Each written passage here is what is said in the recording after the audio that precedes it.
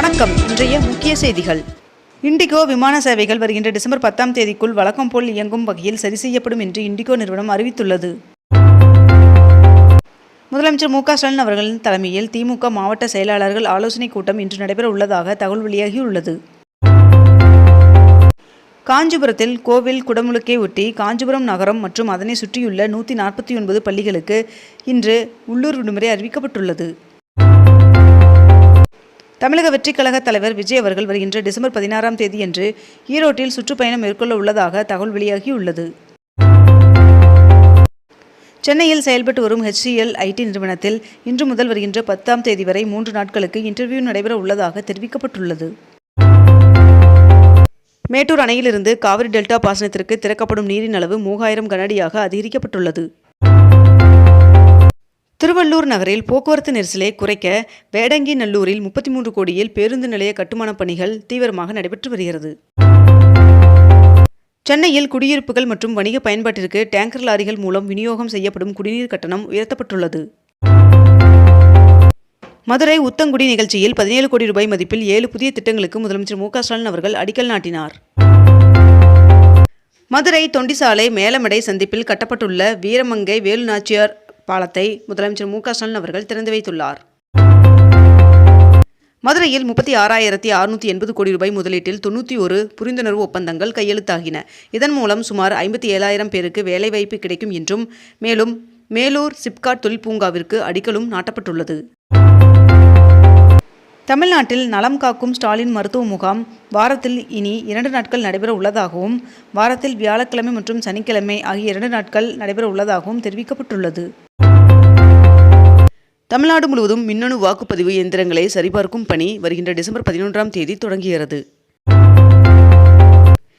Electric bus மற்றும் scooter உற்பத்திக்கு தமிழ்நாடு அரசுடன் வின்ஃபாஸ்ட் ஒப்பந்தம் கையெழுத்தானது. மேலும் 4500 கோடி ரூபாய் முதலீட்டில் விரிவாக்கம் செய்யப்பட்டுள்ளது.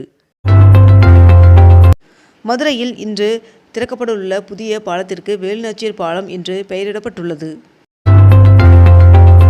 தவைக தலைவர் விஜய் அவர்கள் நடத்தவுள்ள புதுச்சேரி பொதுக்கூட்டத்திற்கு பல்வேறு நிபந்தனைகளுடன் அனுமதி வழங்கப்பட்டுள்ளது. கல்லூரி மாணவர்களுக்கு இலவச லேப்டாப் வழங்கும் திட்டம் வருகின்ற 19ஆம் தேதி தொடங்கப்பட உள்ளதாக தகவல் வெளியாகியுள்ளது. தமிழ்நாட்டில் வடகிழக்கு பருவமழை இன்று வரை இயல்பை விட 10% கூடுதலாக பெய்துள்ளதாக வானிலை மையம் தகவல் தெரிவித்துள்ளது. விழுப்புரத்தில் 119 கோடி ரூபாய் மதிப்பீட்டில் 9230 பயனாளிகளுக்கு அரசு நலத்திட்ட உதவிகளை துணை முதல்வர் உதயநிதி ஸ்டாலின் அவர்கள் வழங்கினார். தூத்துக்குடி அனல் மின் நிலையத்தில் 1050 மெகாவாட் மின் உற்பத்தி பாதிக்கப்பட்டுள்ளதாக தெரிவிக்கப்பட்டுள்ளது. செகந்திராபாத் சென்னை இடையே பயணிகள் வசதிக்காக சிறப்பு ரயில் இயக்கப்படுவதாக தெரிவிக்கப்பட்டுள்ளது. சென்னையில் தாயுமானவர் திட்டத்தின் கீழ் பயனாளிகளுக்கு நலத்திட்ட உதவிகளை முதலமைச்சர் மு க ஸ்டாலின் அவர்கள் வழங்கினார். திருப்பதி ஏழுமலையான் சுவாமி கோவிலில் டிசம்பர் மற்றும் ஜனவரி மாதங்களில் VIP தரிசனம் ரத்து செய்யப்பட்டுள்ளதாக தெரிவிக்கப்பட்டுள்ளது.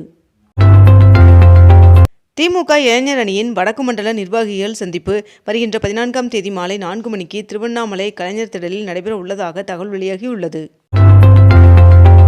22 கேரட் ஆபண தங்கத்தின் விலை சவரனுக்கு 320 ரூபாய் அதிகரித்து 1 சவரன் 96,320 ரூபாயாகவும் 1 கிராம் 12,040 ரூபாய்க்கும் விற்பனை செய்யப்பட்டு வருகிறது. இதனைத் தொடர்ந்து 1 கிராம் வெள்ளியின் விலை கிராமிற்கு 3 ரூபாய் அதிகரித்து 1 கிராம் வெள்ளி 199 ரூபாய்க்கு விற்பனை செய்யப்பட்டு வருகிறது.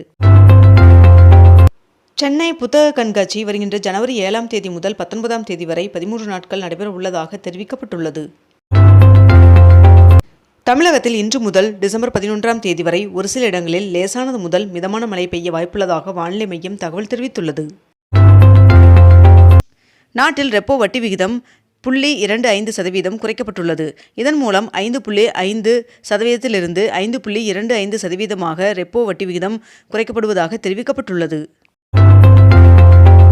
உலக நாடுகள் இந்தியாவில் முதலீடுகள் செய்ய வேண்டும் என்று இந்தியா ரஷ்யா இரு நாடுகளின் வர்த்தக சபை கூட்டத்தில் பிரதமர் நரேந்திர மோடி அவர்கள் உரையாற்றினார். கடன் வழங்கும் நிறுவனங்களுக்கு சட்ட விதிகளை உருவாக்கம் செய்து தமிழ்நாடு அரசு அரசிதழில் வெளியீடு செய்துள்ளது. தொழிலதிபர் அனில் அம்பானியின் மேலும் 1120 கோடி மதிப்பிலான சொத்துக்களை அமலாக்கத்துறை முடக்கியது. அக்ஷயம் 365 என்ற பெயரில் சென்னையில் இனி தினமும் மதியம் 12 மணிக்கு இலவச உணவு விநியோகம் செய்யப்பட உள்ளதாக தெரிவிக்கப்பட்டுள்ளது. தமிழகத்தில் மாணவர்கள் அனைவருக்கும் டிசம்பர் 10ஆம் தேதி தொடங்கி டிசம்பர் 23ஆம் தேதி வரை அரையாண்டு தேர்வு நடைபெறவுள்ள நிலையில் டிசம்பர் 24ஆம் தேதி முதல் ஜனவரி 4ஆம் தேதி வரை மொத்தம் 12 நாட்கள் விடுமுறை அறிவிக்கப்பட்டுள்ளது. ஆந்திர மாநிலம் விசாகப்பட்டினத்தில் அதானி கூகுள் ஏஐ தரவு மையங்களை அமைக்க 480 ஏக்கர் நிலத்தை ஆந்திர அரசு ஒதுக்கியுள்ளதாக தகவல் வெளியாகியுள்ளது.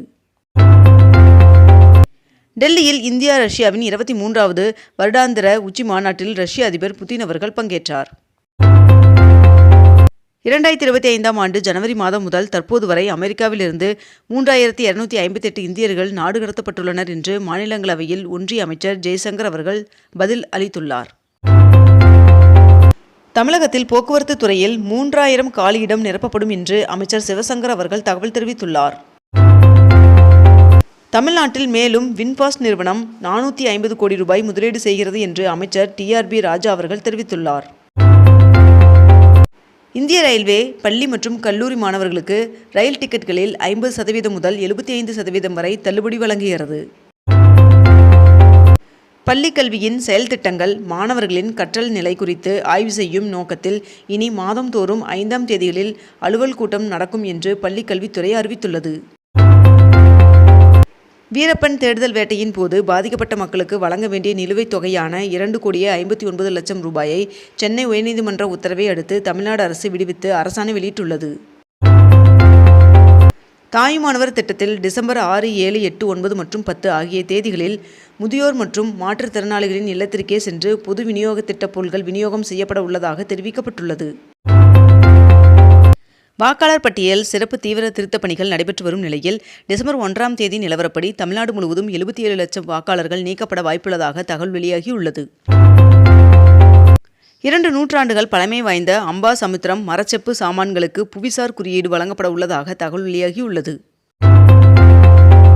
செல்ல பிராணிகளுக்கான உரிமம் பெறுவதற்கான காலக்கெடு டிசம்பர் 14ஆம் தேதி வரை நீட்டிக்கப்பட்டுள்ளதாக சென்னை மாநகராட்சி தெரிவித்துள்ளது. மாற்றுத்திறனாளிகள் நல வாரியத்திற்கு புதிய அலுவல் சாரா உறுப்பினர்கள் நியமனம் செய்யப்பட்டுள்ளதாக தமிழக அரசின் மாற்றுத்திறனாளிகள் நலத்துறை அரசாணை வெளியிட்டுள்ளது. வருகின்ற டிசம்பர் 12ஆம் தேதி முதல் விடுபட்டவர்களுக்கு மகளிர் உரிமை தொகை வழங்கப்படும் என்று துணை முதல்வர் உதயநிதி ஸ்டாலின் அவர்கள் தெரிவித்துள்ளார். குழந்தைகளுக்கான இலவச மற்றும் கட்டாய கல்வி உரிமை சட்டத்தின் கீழ் தனியார் பள்ளிகளில் 25% ஒதுக்கீட்டின் கீழ் 2023-24ஆம் ஆண்டில் சேர்க்கப்பட்ட குழந்தைகளுக்கான கல்வி கட்டணத்தை ஈடு செய்யும் வகையில் 424 கோடி ரூபாயை விடுவித்து அரசாணை வெளியிடப்பட்டுள்ளது.